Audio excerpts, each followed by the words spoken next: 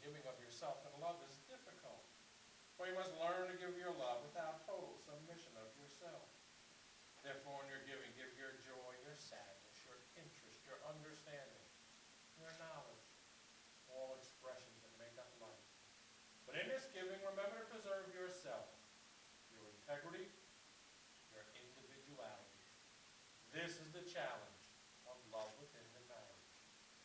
We are gathered here in the presence of this company to join Joseph and Samantha in matrimony. Matrimony, as you know, is most sacred and most serious, and that it will bind the two of you together for life. In a relationship so close and so intimate that it profoundly influence your entire future. That future with its hopes and disappointments, its successes and its failures, its pleasures and its pains, are hidden from your eyes. You know these elements are mingled in every life and so must be expected in your own. Yet not knowing what the future holds, you take each other, for better, for worse, for richer, for poorer, in sickness and in health. Truly then this is a most serious occasion.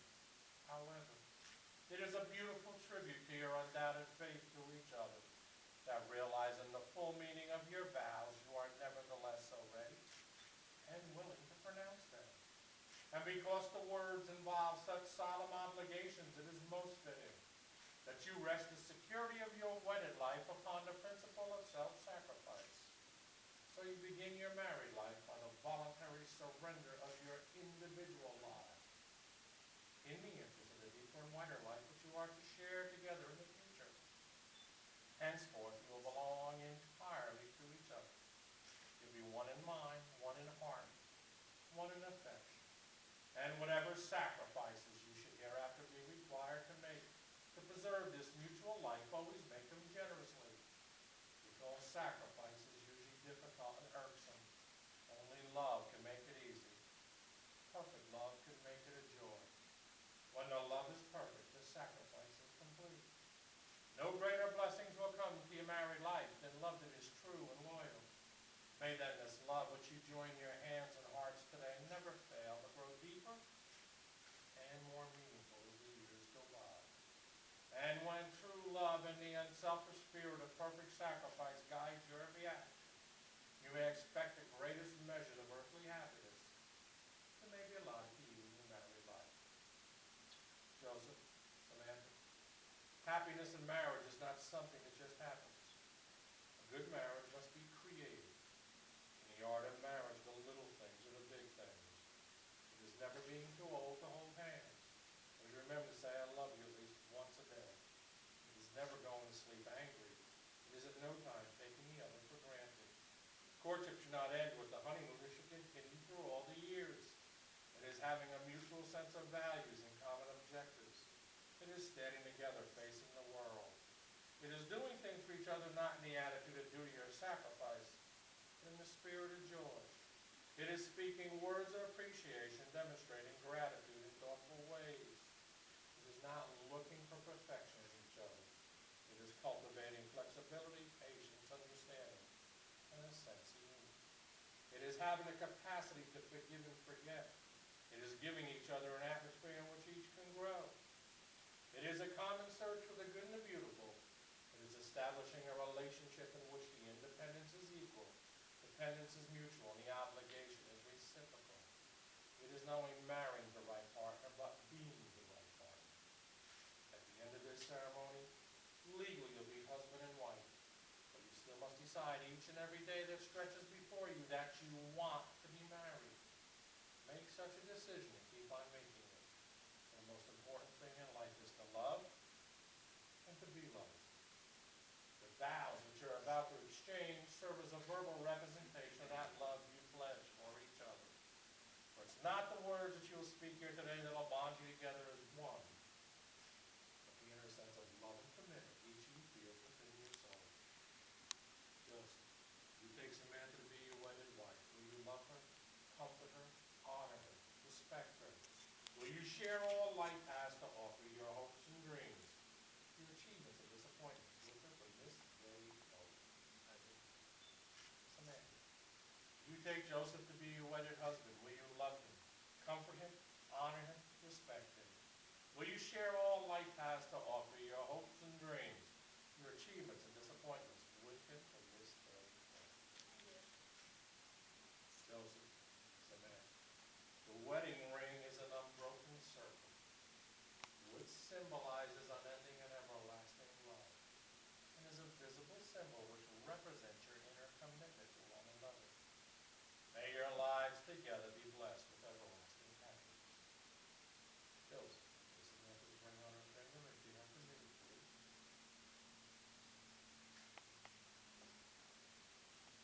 As I place this ring upon your hand, may our separate lives become one. As we commit our everlasting love to each other.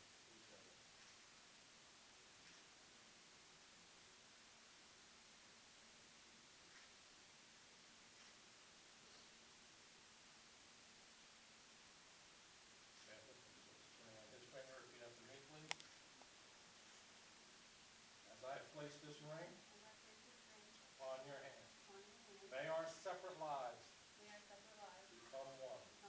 As we commit our everlasting love to each other. Joseph, Samantha, as by these rings and vows you symbolized your marriage bond, may their meaning sink into your hearts and bind your lives together by devotion and faithfulness of one another. May peace ever dwell within your home, contentment, love, and joy within your hearts. Joseph, Samantha, you have some roses here today with as some of your flowers. You remember this day for the rest of your lives. Those of us already married know that marriage, like life, brings with many joys and also many challenges.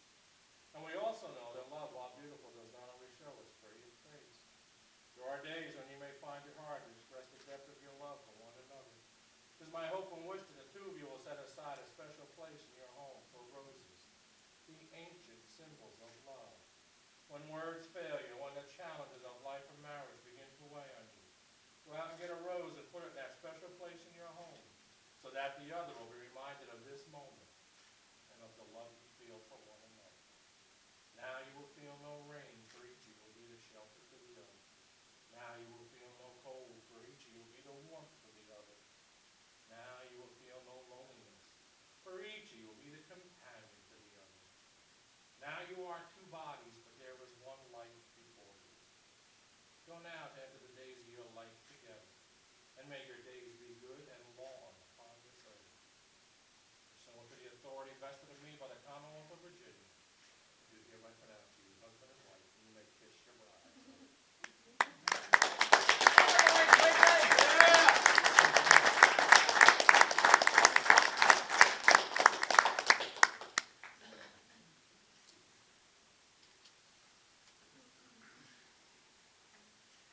Ladies and gentlemen, I proudly present to you Mr. and Mrs. Joseph Kennelly Adinolfi.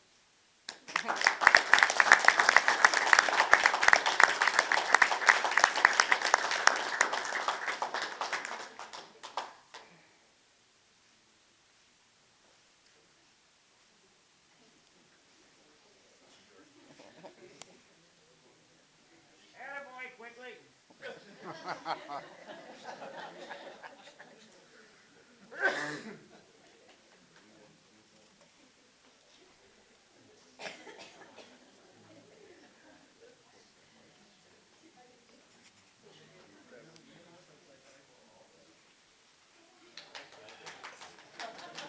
That was